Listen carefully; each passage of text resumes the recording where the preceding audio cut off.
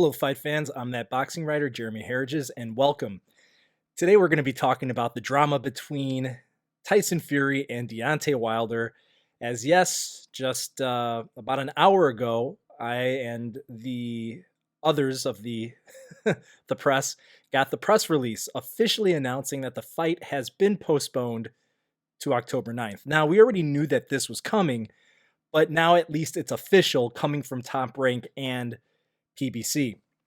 Before we get into the nitty gritty, if you guys could do me a few favors, make sure to like this video so that way people can see it. It gets thrown out there a bit more. If you could also make sure to subscribe if you haven't subscribed yet, and make sure to hit that notifications bell. That way you know when new videos are coming your way. Just recently had a very good interview with Rolly Romero, which was electric. Make sure to watch that one and to like it as well. So back to the lecture at hand.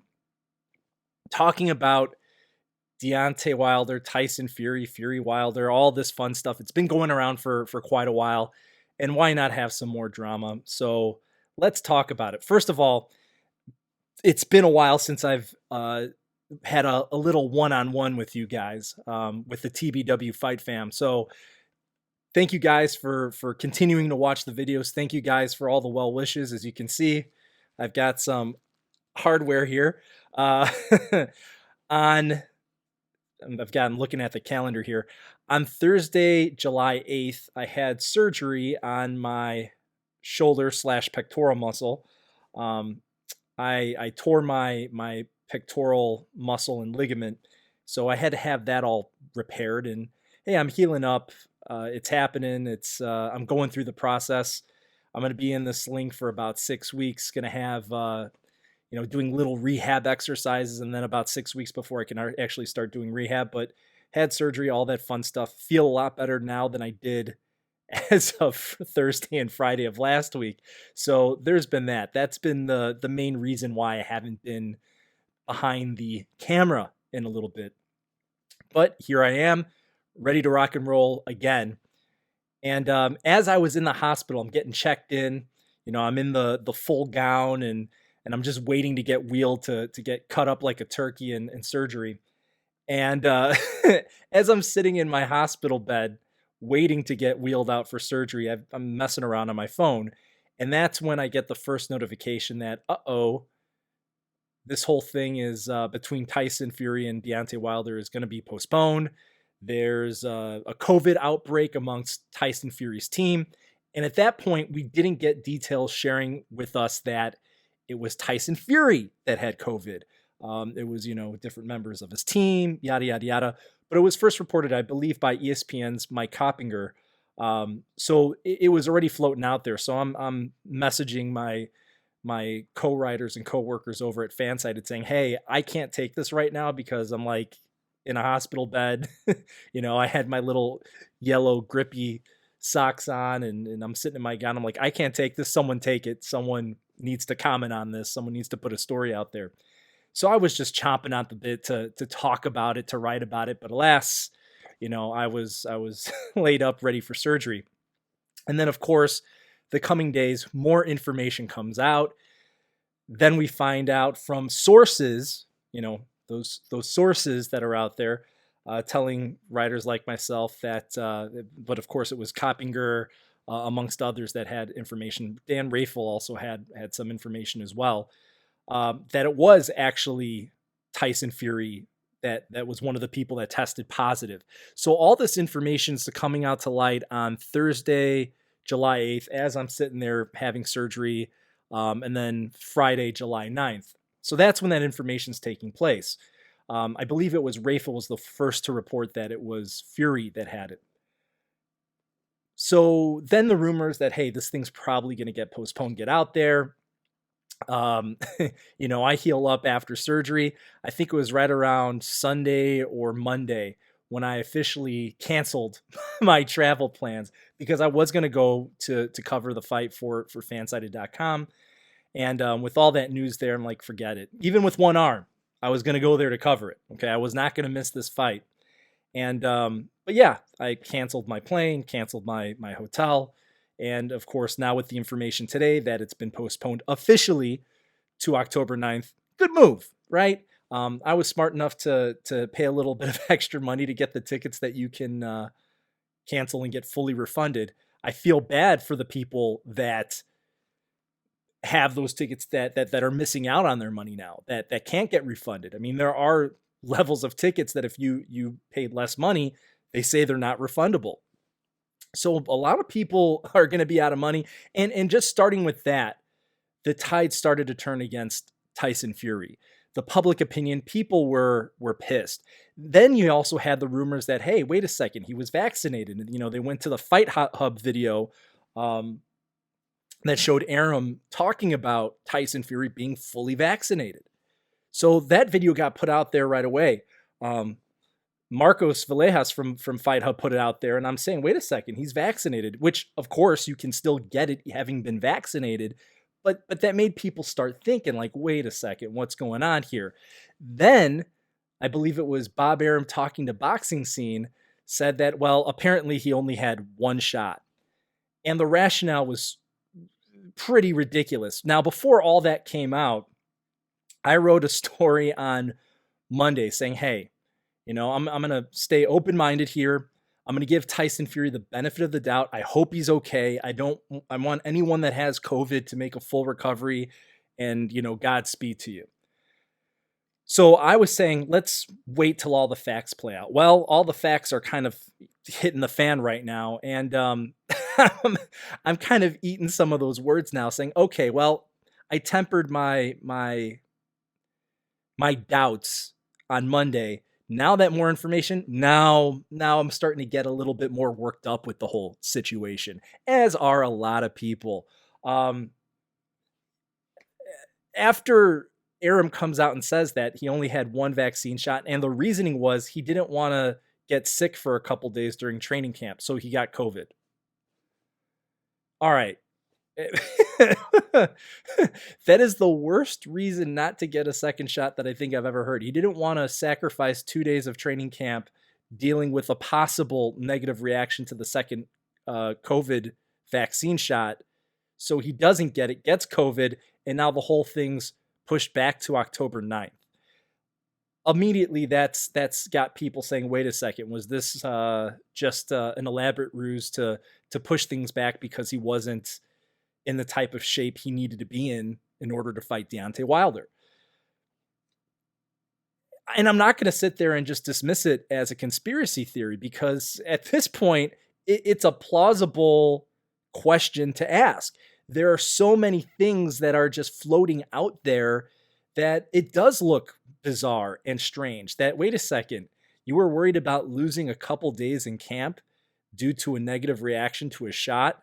So you put yourself in jeopardy and ended up actually getting the disease, which, first of all, we don't know that it can have long-term health effects and could kill people like the 4 million people worldwide that it's killed. So you were rather willing to take a chance rather than maybe have a negative reaction.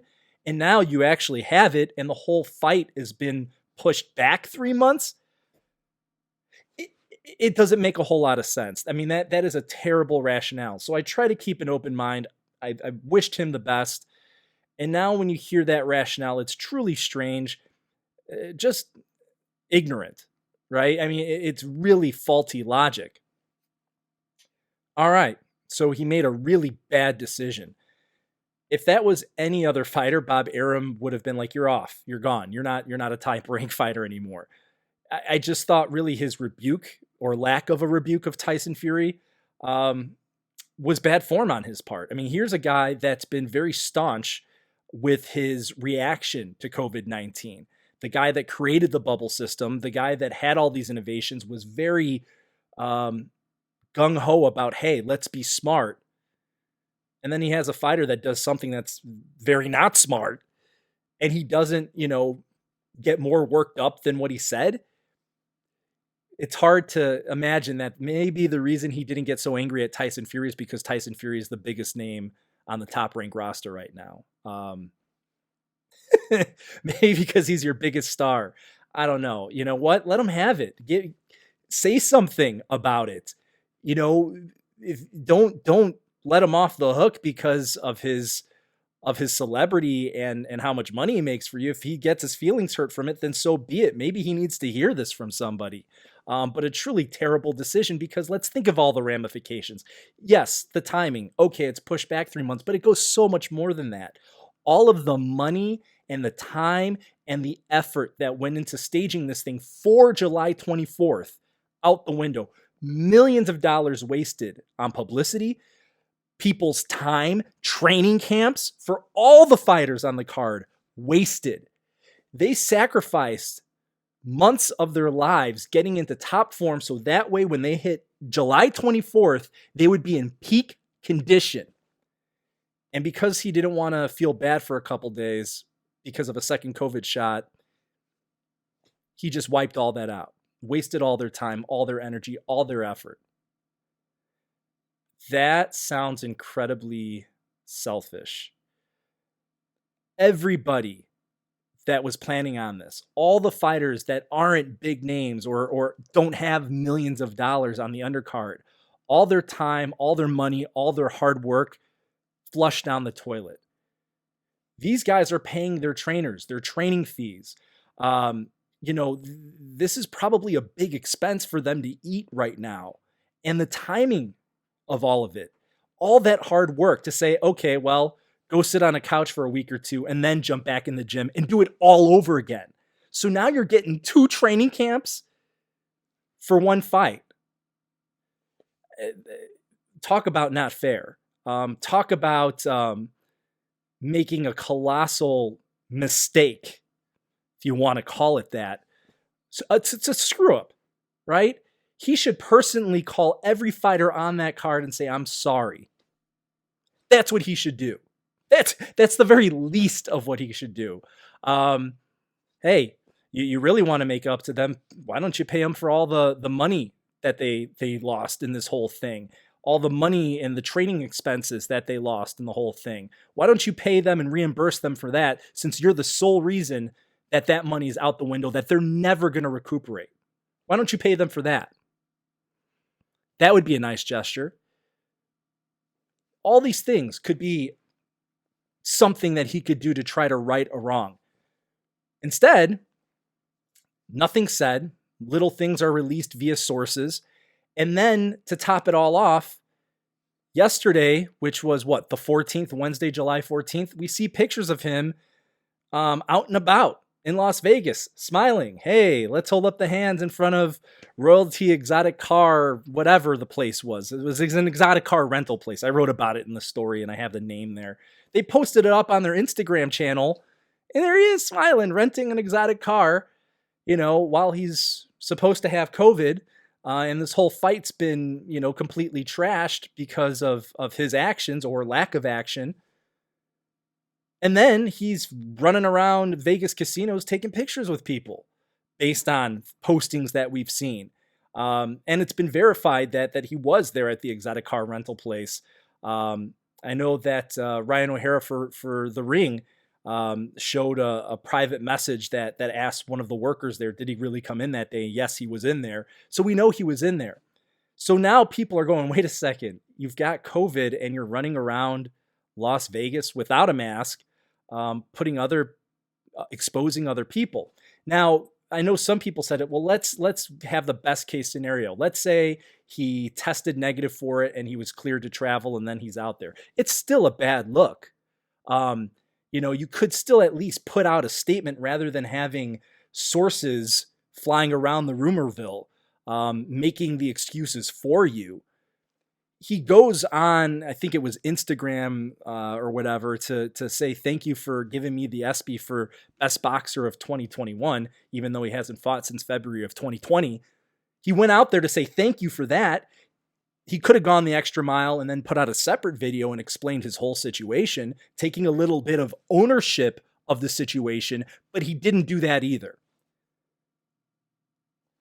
Now, right after the press release talking about the postponement, it's postponed October 9th, Saturday, at the T-Mobile Arena. That's the new fight date. Right after that, Mike Compiger, ESPN, then puts out a tweet. Sources: He tested positive for COVID on July 5th. And then on Tuesday, which would be the 13th, he was cleared by his doctor to travel, or at least to travel back to the UK. I have to go back and look at it, but that's what his tweet said. So why are we hearing it from sources? Why aren't we hearing it from him or from his PR team or from Top Rank or any of those places? I'm sorry, I hate the term sources. I get it. Hey, I've got some information and someone leaked it to me and I'm going to throw it out there. Great. You've got better behind the scenes sources for this information than most. But it'd be nice if someone just took some ownership of it. By someone, I mean Tyson Fury. Taking some ownership of it. Say what's going on with you, man. You've wrecked the plans and wasted a lot of people's time and money. The least you could do is go out there and say something about your situation and just own up to it. Or how about this? Say, I made a dumb decision and I'm sorry. Yeah, a lot of people aren't going to forgive you, but it's a lot better than running around Las Vegas, 9 days removed from your last positive reported COVID test? So again, it's got a lot of people thinking and a lot of people doubting and a lot of people disliking Tyson Fury. I don't know if I've ever seen a fighter go from hero to villain in the court of public opinion so fast. I mean, when this fight was announced, everyone was on Tyson Fury's side. The excuses from Deontay Wilder lingered. And now he's erased all the goodwill, all the support that was out there. And I'm not saying that every fan is jumping off the bandwagon here. But the vast majority of people out there, if you guys just take a look at social media, are not happy with him after all of this, nor should they be. And for good reason. He just destroyed all the momentum that he had going into this fight and all the goodwill and all the love that was there. And for what? To be a little bit selfish? I don't think I've ever seen this role reversal this quick. In a matter of like 2 weeks, he's demolished it all. And I'm not saying I don't think he's going to win, but hey, if he had COVID as being reported and you just have that illness, we've seen that a lot of fighters having come back from COVID aren't the same guys or are still dealing with lingering effects from it. So expect those odds to shrink quite a bit. But really poorly managed. The whole situation was poorly managed by many involved, but especially Tyson Fury. He really deserves the brunt of this. Yeah, I'm just sitting here scratching my head. And again, a doctor cleared him apparently on Tuesday, which again would be 8 days after he initially tested positive. 8 days later, you're good to go? Really? Most CDC guidelines say 10 to 20 days, but 8 days, your doctor's like, yeah, you're good to go. You're fine. I don't know. I want to see that doctor put it in writing. I want to see some receipts here. I want to see some paperwork saying, oh yeah, you cleared X amount of tests on the 13th, 8 days after you initially tested positive. By the way, if you go back to the reports from Arum, what he told BoxingScene.com, he told them on Thursday, July 8th, that he heard Tyson Fury with congestion and, he saw that he had some effects from the illness. But on Monday, he seemed a lot better. So he was still symptomatic, according to Bob Arum, on July 8th. But on July 13th, he's good. He's good. And he's, gallivanting around town on the 14th. I don't know. I like in these experiences to, especially when dealing with a deadly disease, that you exercise more caution than necessary. That if he was going to be out and he was cleared, at least wear a mask, considering you're just getting over this thing. It just all looks bad. And I think it's going to severely damage a lot of the support that he had along the way. There's no other way to look at it. This was just really terribly done by Tyson Fury. Um, and he owes a lot of people an apology, I think. You tell me, what do you think? Leave me some comments below. Let me hear what you think. I want to hear from you guys. Like, subscribe, notifications. That's all I got for today, guys. I'll see you next time. Have a good one.